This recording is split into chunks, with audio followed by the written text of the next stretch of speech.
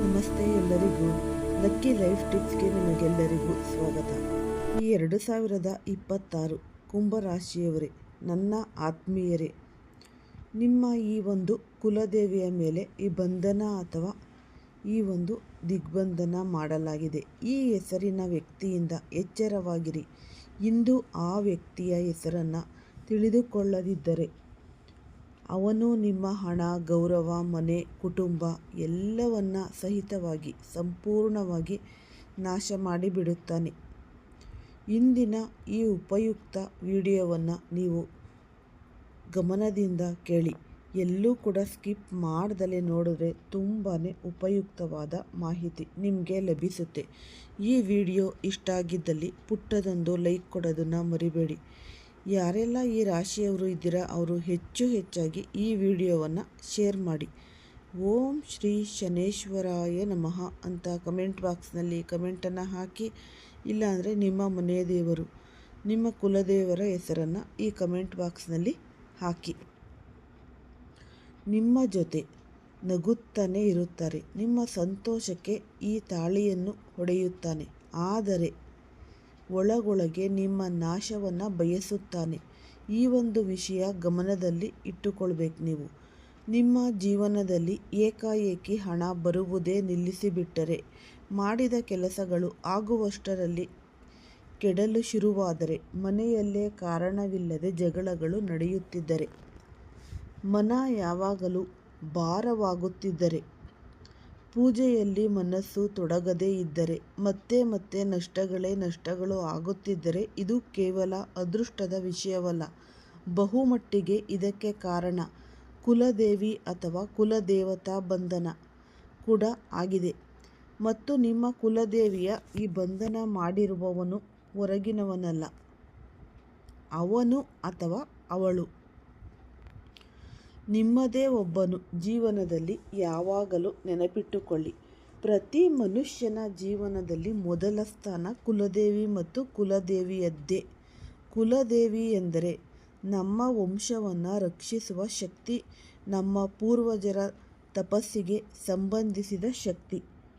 ಪೀಳಿಗೆಯಿಂದ ಪೀಳಿಗೆ ನಮಗೆ ಗೊತ್ತಾಗದೆ ಕಾರಣ ಅಪಾಯಗಳಿಂದ ನಮ್ಮನ್ನು ರಕ್ಷಿಸುವ ಒಂದು ಅದ್ಭುತ ಶಕ್ತಿ ನಮ್ಮ ಕುಲದೇವಿ. ಸಂತೋಷವಾಗಿದ್ದರೆ ಮನೆಗೆ ಐಶ್ವರ್ಯ ಇರುತ್ತೆ, ಮಕ್ಕಳು ಸುರಕ್ಷಿತವಾಗಿರುತ್ತಾರೆ, ಶತ್ರುಗಳು ಹತ್ತಿರಕ್ಕೂ ಬರುವುದಿಲ್ಲ. ಈ ಕೆಟ್ಟ ದೃಷ್ಟಿಯು ನಮ್ಮ ಮೇಲೆ ಕೆಲಸ ಮಾಡುವುದಿಲ್ಲ. ಆದರೆ ಅದೇ ಕುಲದೇವಿಯನ್ನು ಬಂಧನ ಮಾಡಿಬಿಟ್ಟರೆ ಅಥವಾ ಕೋಪಗೊಳಿಸಿದರೆ ಮೊದಲ ಪರಿಣಾಮ ನಿಮ್ಮ ಆತ್ಮವಿಶ್ವಾಸದ ಮೇಲೆ ಬೀಳುತ್ತೆ. ನೀವು ತುಂಬ ನಕಾರಾತ್ಮಕರಾಗುತ್ತೀರಿ. ಯಾವುದೇ ಕೆಲಸ ಮಾಡುವ ಮುನ್ನವೇ ಇದು ನನಗಾಗಲ್ಲ ಅನ್ನಿಸುವುದು ಶುರುವಾಗುತ್ತೆ. ನೀವು ಅತಿಯಾಗಿ ಭಯಪಡುವವರು ಆಗಿರ್ತೀರ. ಪರಿಸ್ಥಿತಿಗಳು ಅಂತಹದ್ದಾಗಿ ರೂಪುಗೊಳ್ಳುತ್ತೆ. ಸಮಾಜದಲ್ಲಿ ಗೌರವ ಕಡಿಮೆಯಾಗುತ್ತೆ. ಹಣ ನಿಧಾನವಾಗಿ ಕೈ ತಪ್ಪುತ್ತೆ. ಸಂಬಂಧಗಳು ಕೈ ಬಿಡುತ್ತವೆ. ಕೊನೆಗೆ ಅಂತಹ ಒಂದು ಈ ಡಿಪ್ರೆಷನ್ ಬರುತ್ತೆ. ನೀವೇ ನಿಮ್ಮ ಜೀವನವನ್ನು ನಾಶ ಮಾಡಿಕೊಳ್ಳುವ ಮಟ್ಟಿಗೆ. ಆದರೆ ಇಲ್ಲಿ ಪ್ರಶ್ನೆ ಏನೆಂದರೆ, ಯಾರಾದರೂ ಕುಲದೇವಿಯ ಬಂಧನ ಮಾಡಬಹುದಾ? ಯಾವುದೇ ಮನುಷ್ಯನಿಗೆ ದೇವರನ್ನು ವಶಪಡಿಸಿಕೊಳ್ಳುವ ಶಕ್ತಿ ಎನ್ನುವುದು ಇದೆಯಾ? ಉತ್ತರವನ್ನು ತುಂಬ ಗಮನದಿಂದ ಕೇಳಿ. ಇಂದು ನಾನು ನಿಮಗೆ ಹೇಳುವ ಈ ಒಂದು ರಹಸ್ಯ ನಿಮ್ಮ ಮುಂದಿನ ಭವಿಷ್ಯಕ್ಕೆ ತುಂಬ ಉಪಯುಕ್ತವಾಗಲಿದೆ. ಬಂಧನ ಅಂದರೆ ಏನು? ಈ ಬಂಧನ ಅಂದರೆ ದೇವರನ್ನು ಕಟ್ಟಿಹಾಕಿದರು ಅನ್ನೋದಲ್ಲ. ಬಂಧನ ಅಂದರೆ ಕುಲದೇವಿಯ ಶಕ್ತಿ ಮತ್ತು ಕೃಪೆ ನಿಮಗೆ ತಲುಪದಂತೆ ತಡೆಯುವುದು. ಅವರು ನಿಮ್ಮ ಜೊತೆ ಇರುತ್ತಾರೆ, ನಿಮ್ಮ ಮೇಲೆ ಕೃಪೆ ಸುರಿಯಲು ಬರುತ್ತಾರೆ. ಆದರೆ ಆ ವ್ಯಕ್ತಿ ಒಂದು ಷಡ್ಯಂತ್ರ ರಚಿಸುತ್ತಾನೆ. ಯಾವುದೋ ತಂತ್ರ, ತಪ್ಪು ಪೂಜೆ ಮಾಡುತ್ತಾನೆ. ಅದರಿಂದ ಅವರ ಶಕ್ತಿ ನಿಮ್ಮವರೆಗೆ ತಲುಪುವುದೇ ನಿಲ್ಲುತ್ತೆ.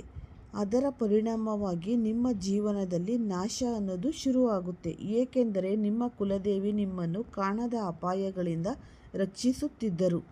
ನೀವು ಅರ್ಥ ಮಾಡಿಕೊಳ್ಳದ ತಪ್ಪುಗಳಿಂದ ಕಾಪಾಡುತ್ತಿದ್ದರು. ಆದರೆ ಸಂಪರ್ಕ ಕಡಿದು ಹೋದಾಗ ಆ ವ್ಯಕ್ತಿಯ ಆಟ ಗೆಲ್ಲುತ್ತೆ. ನೀವು ಯೋಚಿಸುತ್ತೀರಿ, ಇದು ನನ್ನ ದೌರ್ಭಾಗ್ಯ, ನನ್ನ ಜೊತೆ ದೇವರು ಎಂದಿಗೂ ಒಳ್ಳೆಯ ಹಾನಿ ಮಾಡಲ್ಲ. ಆದರೆ ನೆನಪಿಟ್ಟುಕೊಳ್ಳಿ, ನಿಮ್ಮ ಭಾಗ್ಯ ತುಂಬ ಒಳ್ಳೆಯದು. ತಪ್ಪು ಏನೆಂದರೆ ನೀವು ತಪ್ಪು ವ್ಯಕ್ತಿಯ ಮೇಲೆ ನಂಬಿಕೆ ಇಟ್ಟಿರೋದು. ಅದೇ ವ್ಯಕ್ತಿ ಮುಂದಿನ ದಿನಗಳಲ್ಲಿ ಇನ್ನೂ ಒಂದು ದೊಡ್ಡ ತೊಂದರೆ ತಂದಿಡುತ್ತಾನೆ. ಆದ್ದರಿಂದ ಈ ವಿಡಿಯೋವನ್ನು ನೀವು ಕೊನೆಯವರೆಗೂ ಸ್ಕಿಪ್ ಮಾಡ್ದಲೇ ನೋಡಿದ್ರೆ ಅವರ ಹೆಸರನ್ನು ತಿಳಿದುಕೊಳ್ಳಬಹುದು ಮತ್ತು ನಿಮ್ಮ ಕುಲದೇವಿಯನ್ನು ಈ ಬಂಧನದಿಂದ ಹೇಗೆ ಮುಕ್ತಗೊಳಿಸಬೇಕು ಅನ್ನೋದನ್ನು ಕೂಡ ನೀವು ತಿಳಿದುಕೊಳ್ಳಬಹುದು. ಏನು ಮಾಡಬೇಕು ಅದೆಲ್ಲವನ್ನು ನಾನು ಮುಂದೆ ವಿವರಿಸುತ್ತೇನೆ. ಈ ಪ್ರಾರಂಭದಿಂದ ಕೊನೆಯವರೆಗೂ ನೀವು ನೋಡಿ ಕೇಳಿಸಿಕೊಳ್ಳಿ. ಇಲ್ಲವಾದರೆ ಜೀವನದಲ್ಲಿ ಹಣವೂ ಕೂಡ ಬರಲ್ಲ, ಏನು ಸಾಧಿಸಲಿಕ್ಕೆ ಆಗೋಲ್ಲ. ಮೊದಲಿಗೆ ಯಾರ್ಯಾರು ತಮ್ಮ ಕುಲದೇವಿಯನ್ನು ನಂಬುತ್ತಾರೋ ಅವರು ಈ ಮಾಹಿತಿ ಪೂರ್ತಿಯಾಗಿ ವೀಕ್ಷಿಸುತ್ತಾರೆ. ಈ ಉಪಯುಕ್ತವಾದ ಮಾಹಿತಿ ನಿಮ್ಮ ಎಲ್ಲ ದೊಡ್ಡ ಕೆಲಸವನ್ನು ನೆರವೇರಿಸುತ್ತೆ. ನೆನಪಿಟ್ಟುಕೊಳ್ಳಿ, ಇಂತಹ ಕೆಲಸವನ್ನು ಮಾಡುವವನು ನಿಮ್ಮ ಪ್ರಗತಿಯನ್ನು ಸಹಿಸದವನು, ನಿಮ್ಮ ಸಂತೋಷ ನೋಡಿ ಸುಖ ಪಡೆದವನು. ಅವನು ಮುಂದೆ ಹೋಗಿಬಿಟ್ಟ, ನಾನು ಹಿಂದೆ ಉಳಿದಿದ್ದೇನೆ ಅನ್ನುವ ಒಂದು ದೊಡ್ಡ ಅಸೂಯೆ ಹೊಂದಿರುವವನು. ಇಲ್ಲಿ 95% ಸಂದರ್ಭಗಳಲ್ಲಿ ಅವನು ನಿಮ್ಮದೇ ಒಬ್ಬ ಹತ್ತಿರದ ಸಂಬಂಧಿಯಾಗಿದ್ದಾನೆ. ನಿಮ್ಮ ಮನೆಗೆ ಬರ್ತಾ ಹೋಗ್ತಾ ಇರುವವನು. ನಿಮ್ಮ ಮನಸ್ಸಿನಲ್ಲಿ ಕಷ್ಟ ಬಂದರೆ ಇವನಿರುತ್ತಾನೆ ಅನ್ನುವ ಭರವಸೆ ಇರುವವನು. ಆದರೆ ನಿಮ್ಮ ಜೀವನದ ಸಮಸ್ಯೆಗಳ ಅತಿ ದೊಡ್ಡ ಕಾರಣ ಅವನೇ ಆಗಿದ್ದಾನೆ. ಹಳೆಯ ಸ್ನೇಹಿತನೂ ಆಗಿರಬಹುದು. ನೀವು ಮುಂದೆ ಹೋದಾಗ ಅವನು ಹಿಂದೆ ಉಳಿದಾಗ ಅವನ ಮನಸ್ಸಿನಲ್ಲಿ ದ್ವೇಷ ಹುಟ್ಟುತ್ತೆ. ಪಕ್ಕದ ಮನೆಯವರು ಆಗಿರಬಹುದು. ಕೆಟ್ಟ ಮನಸ್ಸು, ಕೆಟ್ಟ ಉದ್ದೇಶ ಇರುವ ಪಕ್ಕದವರು ಕೂಡ ಇಂತಹ ಕೆಲಸ ಮಾಡಬಹುದು. ನೀವು ಕೆಲಸ ಮಾಡುವ ಜಾಗದಲ್ಲಿನ ಸಹೋದ್ಯೋಗಿಯೋ ಆಗಿರಬಹುದು. ನೀವು ನಿಮ್ಮ ಕನಸುಗಳು, ಯೋಜನೆಗಳನ್ನು ಹೇಳಿಕೊಂಡ ವ್ಯಕ್ತಿಯೇ ನಿಮಗೆ ಅಪಾಯವಾಗಬಹುದು. ನೀವು ಸಹಾಯ ಮಾಡುತ್ತಿರುವ ವ್ಯಕ್ತಿಯೇ, ನೀವು ಮುಂದೆ ಕೊಂಡೊಯ್ಯಲು ಬಯಸುತ್ತಿರುವ ವ್ಯಕ್ತಿಯೇ ನಿಮ್ಮ ವಿರುದ್ಧ ತಿರುಗಿ ಬೀಳಬಹುದು. ಆ ವ್ಯಕ್ತಿಯ ಹೆಸರನ್ನು ನೀವು ಈಗ ನೋಡಬಹುದು. ಈ ದೂರದ ಶತ್ರು ಕಡಿಮೆ ಹಾನಿ ಮಾಡ್ತಾನೆ, ಆದರೆ ಹತ್ತಿರದ ಶತ್ರು ನಿಮ್ಮನ್ನು ಬೇರು ಸಮೇತ ಕಿತ್ತಾಕಬಹುದು. ಈಗ ಮುಖ್ಯ ವಿಷಯ, ಈ ಕುಲದೇವಿಯ ಬಂಧನ ಆಗಿದೆ ಎಂದು ಹೇಗೆ ಗುರುತಿಸಬೇಕು? ಸಂಕೇತಗಳು ಇವು: ಪೂಜೆ ಪಾಠಕ್ಕೆ ಮನಸ್ಸೇ ಬರದೆ ಹೋಗುವುದು, ದೇವಸ್ಥಾನಕ್ಕೆ ಹೋಗಲು ಇಚ್ಛೆ ಇಲ್ಲದಿರುವುದು, ಪೂಜೆಯ ವಸ್ತುಗಳು ಪದೇ ಪದೇ ಮುರಿಯುವುದು, ದೀಪ ಹಚ್ಚಿದರೂ ಈ ಮರು ಆರಿ ಹೋಗುವುದು, ಭಯಾನಕ ಕನಸುಗಳು ಬರುವುದು, ಏಕಾಏಕಿ ನಿದ್ರೆಯಲ್ಲಿ ಎಚ್ಚರವಾಗುವುದು. ಕೆಲವು ವ್ಯಕ್ತಿಗಳ ಹತ್ತಿರ ಹೋದಾಗ ಮನಸ್ಸು ಭಾರವಾಗುತ್ತೆ. ಸದಾ ನಕಾರಾತ್ಮಕ ಮಾತು ಮಾಡುವ ವ್ಯಕ್ತಿ. ನಿಮ್ಮ ಸಾಧನೆಯನ್ನು ಅದೃಷ್ಟ ಅಂತ ಮಾತ್ರ ಹೇಳುವವರು. ಈ ಎಲ್ಲ ಸಂಕೇತಗಳು ಕಂಡುಬಂದರೆ ಅದು ಕೇವಲ ಯಾದೃಚ್ಛಿಕವಲ್ಲ, ಅದು ಬಲವಾದ ಸೂಚನೆ. ಇಲ್ಲಿ ನೀವು ಒಂದು ದಿನವಲ್ಲ, ನೀವು ಇಲ್ಲಿಯ ತನಕ ಎಷ್ಟೋ ನಂಬಿದ್ದೀರ ಅವರಿಗೆ. ನಿಮ್ಮ ಜೀವನದಲ್ಲಿ ಏನು ಸರಿಯಿಲ್ಲ ಅನ್ನುವ ಅನುಭವ ನಿಮಗೂ ಬರುತ್ತಿದೆ. ಇಲ್ಲವಾದರೆ ಈ ಮಾತುಗಳು ನಿಮ್ಮ ಮನಸ್ಸಿಗೆ ಇಷ್ಟು ಆಳವಾಗಿ ತಟ್ಟುವುದಿಲ್ಲ. ಈಗ ನಾನು ಹೇಳುವ ವಿಷಯವನ್ನು ತುಂಬ ಶಾಂತವಾಗಿ ಮನಸ್ಸು ಒಟ್ಟು ಮಾಡಿ ಕೇಳಿ, ಏಕೆಂದರೆ ಅಲ್ಲಿಂದ ಮುಂದೆ ನಿಮ್ಮ ರಕ್ಷಣೆ ಆರಂಭವಾಗುತ್ತೆ. ಮೊದಲು ಒಂದು ಮಾತು ಸ್ಪಷ್ಟವಾಗಿ ತಿಳಿದುಕೊಳ್ಳಿ. ಕುಲದೇವಿಯ ಬಂಧನ ಆಗಿದೆ ಎಂದರೆ ನಿಮ್ಮ ಕುಲದೇವಿ ನಿಮ್ಮನ್ನು ಬಿಟ್ಟು ಹೋಗಿದ್ದಾರೆ ಅನ್ನೋದಲ್ಲ. ಅವರು ನಿಮ್ಮ ಜೊತೆಯಲ್ಲಿಯೇ ಇದ್ದಾರೆ, ನಿಮ್ಮನ್ನು ರಕ್ಷಿಸಲು ಸಿದ್ಧರಾಗಿದ್ದಾರೆ. ಆದರೆ ಅವರ ಶಕ್ತಿ ನಿಮ್ಮವರೆಗೆ ತಲುಪದಂತೆ ಒಂದು ಕಡೆ ನಿರ್ಮಿಸಲಾಗಿದೆ ಅಷ್ಟೇ. ಆ ತಡೆಯನ್ನು ಮುರಿಯಲು ಯಾವುದೇ ದೊಡ್ಡ ತಂತ್ರ ಮಂತ್ರ ಬೇಕಾಗಿಲ್ಲ. ಮೊದಲು ಬೇಕಾಗಿರುವುದು ನಿಮ್ಮ ನಂಬಿಕೆ, ನಿಮ್ಮ ಶ್ರದ್ಧೆ, ನಿಮ್ಮ ಈ ಎಚ್ಚರಿಕೆ. ಆ ವ್ಯಕ್ತಿಯನ್ನು ಗುರುತಿಸುವುದು ಅತಿ ಮುಖ್ಯವಾದ ಹಂತ. ಅಂದರೆ ನೆನಪಿಟ್ಟುಕೊಳ್ಳಿ, ನೀವು ಅವನೊಂದಿಗೆ ಜಗಳ ಮಾಡಬೇಕಾಗಿಲ್ಲ, ಅವನನ್ನು ಎದುರು ಹೋಗಿ ಪ್ರಶ್ನಿಸಬೇಕಾಗಿಲ್ಲ, ಅವನಿಗೆ ಏನು ಹೇಳಬೇಕಾಗಿಯೇ ಇಲ್ಲ. ಏಕೆಂದರೆ ಇಂತಹ ಜನರು ಮಾತಿನಲ್ಲಿ ತುಂಬಾ ಚತುರರಾಗಿರುತ್ತಾರೆ. ಮುಖದಲ್ಲಿ ನಗು, ಮನಸ್ಸಿನಲ್ಲಿ ವಿಷ ಇರುತ್ತೆ. ನೀವು ಪ್ರಶ್ನಿಸಿದರೆ ಅವರು ತಾವೇ ಪೀಡಿತರಾಗಿದ್ದಾರೆ ಅನ್ನುವ ಪಾತ್ರ ಮಾಡುತ್ತಾರೆ. ನೀವು ಮಾಡಬೇಕಾದ ಮೊದಲ ಕೆಲಸ, ನಿಮ್ಮ ಜೀವನದ ಗುಟ್ಟುಗಳನ್ನು ಯಾರೊಂದಿಗೂ ಹಂಚಿಕೊಳ್ಳಬೇಡಿ. ನಿಮ್ಮ ಯೋಜನೆಗಳು, ನಿಮ್ಮ ಹಣಕಾಸು, ನಿಮ್ಮ ಮುಂದಿನ ಹೆಜ್ಜೆಗಳು ಇವೆಲ್ಲವನ್ನ ಮೌನವಾಗಿಯೇ ಇಡಿ. ಅತಿಯಾಗಿ ಯಾರ ಮೇಲೂ ಅವಲಂಬಿಸಬೇಡಿ. ಇವನಿದ್ದಾನೆ, ಏನಾದರೂ ಆದರೆ ನೋಡಿಕೊಳ್ಳುತ್ತಾನೆ ಅನ್ನುವ ಭಾವನೆ ಹಿಂದೆ ಬಿಡಿ. ಯಾಕೆಂದರೆ ನಿಮ್ಮ ಜೀವನದ ರಕ್ಷಣೆ ನಿಮ್ಮ ಕೈಯಲ್ಲೂ ನಿಮ್ಮ ಕುಲದೇವಿಯ ಕೈಯಲ್ಲೂ ಇದೆ. ಮನೆಯಲ್ಲಿ ನಿರ್ಲಕ್ಷ್ಯವಾದರೂ ದೀಪ ಹಚ್ಚುವ ಅಭ್ಯಾಸವನ್ನು ಮರಳಿ ಆರಂಭಿಸಿ. ಒಂದು ದೀಪ ಬೆಳಗ್ಗೆ ಆದರೂ ಸರಿ, ಸಂಜೆಯಾದರೂ ಸರಿ, ಮನಸ್ಸಿಲ್ಲದೆ ಇದ್ದರೂ ಕೂಡ ಹಚ್ಚಿ.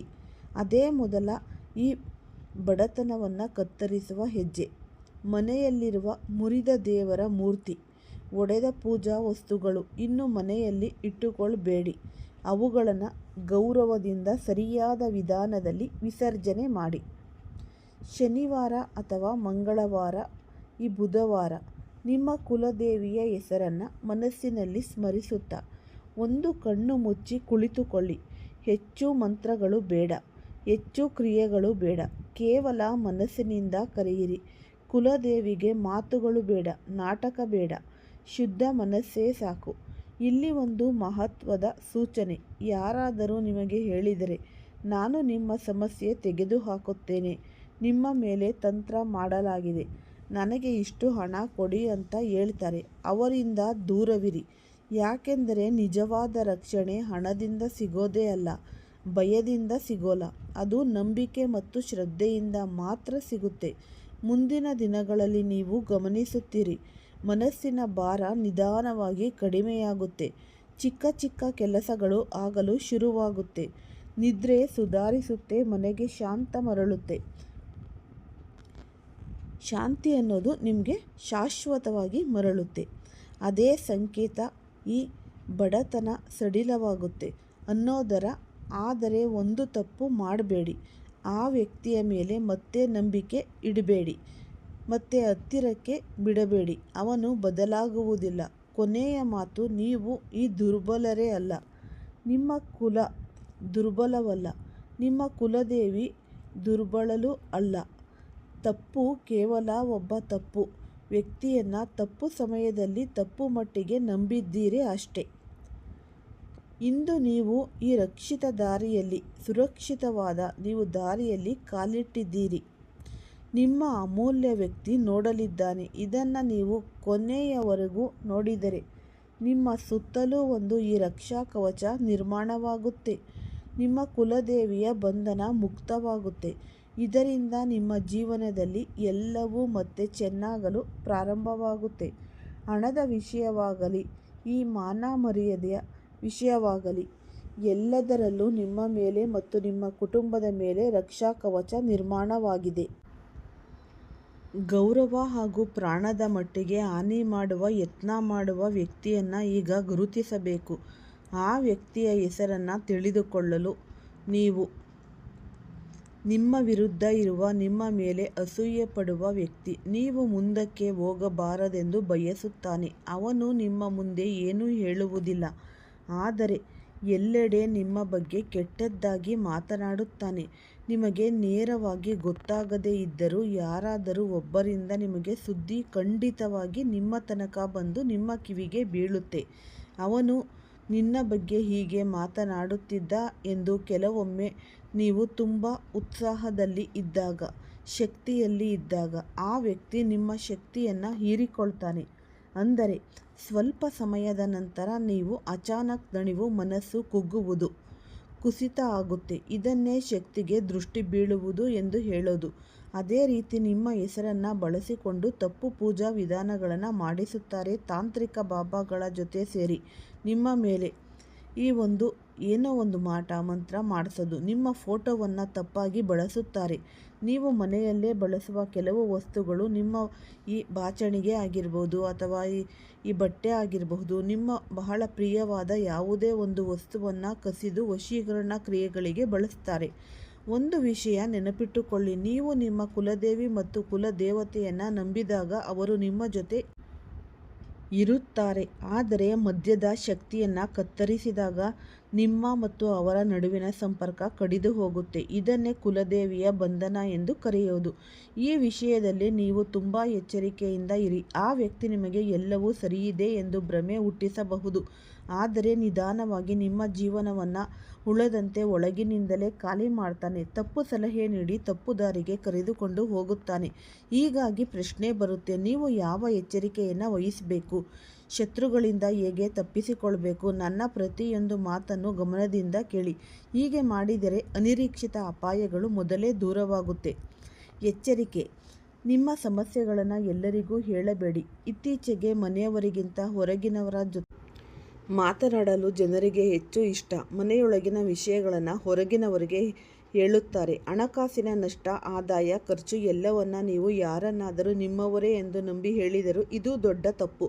ಆ ವ್ಯಕ್ತಿ ನಿಮ್ಮ ದುರ್ಬಲತೆಯನ್ನು ಬಳಸಿಕೊಂಡು ನಿಮ್ಮನ್ನು ವಶಕ್ಕೆ ತೆಗೆದುಕೊಂಡು ನಿಮ್ಮ ಕುಲದೇವಿಯ ಬಂಧನ ಮಾಡಬಹುದು. ಆ ಬಂಧನದಿಂದ ಹೊರಬರಲು ಜೀವನದ ಅನೇಕ ವರ್ಷಗಳು ಕಳೆಯಬಹುದು. ಜೀವನದಲ್ಲಿ ಎಲ್ಲರಿಗೂ ದುಃಖ ಇದೆ. ದೇವರು ಮಾನವ ರೂಪದಲ್ಲಿ ಜನಿಸಿದರೂ ಅವರಿಗೆ ಕಷ್ಟ ಬಂದಿತು. ಕಷ್ಟವನ್ನು ಸಹಿಸಿಕೊಂಡ ನಮಗೆ ಪಾಠ ಕಲಿಯಲು ಅದರಿಂದ ನಿಮ್ಮ ದುಃಖಗಳಿಂದ ಓಡಬೇಡಿ. ಆ ವ್ಯಕ್ತಿಯ ಮೊದಲ ಅಕ್ಷರ ಆರ್ ಅಥವಾ ಜಿ ಇಂದ ಶುರುವಾಗುತ್ತೆ. ನೀವು ಯೋಚಿಸುತ್ತಿರುವ ಮುಖ ನಿಮ್ಮ ಮನಸ್ಸಿನಲ್ಲಿ ಬಂದರೆ ಅದೇ ಸತ್ಯವಾಗಬಹುದು. ಈ ಸರಳ ಉಪಾಯ ಈ ಅಮಾವಾಸ್ಯೆ ಮತ್ತು ಪೌರ್ಣಮಿಯಲ್ಲಿ ಮನೆಯ ಹೊಸ್ತಿಲಲ್ಲಿ ನೀವು ತುಪ್ಪದ ದೀಪಗಳನ್ನು ಹಚ್ಚಿ ಇಡೋದ್ರಿಂದ ನಿಮ್ಮ ಮನೆಗೆ ಯಾವುದೇ ತರಹದ ಈ ಮಾಟ ಮಂತ್ರ ನರದೃಷ್ಟಿ ಯಾವುದು ಕೂಡ ನಿಮ್ಮ ಒಳಗೆ ಅಂದರೆ ನಿಮ್ಮ ಮನಸ್ಸಿನ ಒಳಗೆ ಮನೆಯ ಒಳಗೆ ನಕಾರಾತ್ಮಕತೆ ಅನ್ನೋದು ಇದ್ರೂ ಕೂಡ ಶಾಶ್ವತವಾಗಿ ತೊಲಗಿ ಹೋಗುತ್ತೆ. ಮತ್ತು ದೇವರ ಮನೆಯಲ್ಲೂ ಕೂಡ ನಿಮ್ಮ ಕುಲದೇವಿಯ ಮುಂದೆ ದೀಪವನ್ನು ಈ ಮುಸ್ಸಂಜೆಯ ಈ ಗೋಧೂಳಿ ಸಮಯದಲ್ಲಿ ದೀಪವನ್ನು ಹಚ್ಚಿ ಇಡಿ. ತುಂಬಾ ಜೀವನದಲ್ಲಿ ಅದೃಷ್ಟ ಅನ್ನೋದು ಪ್ರಾಪ್ತಿಯಾಗುತ್ತೆ. ಎಲ್ಲರಿಗೂ ಸಹ ಧನ್ಯವಾದಗಳು.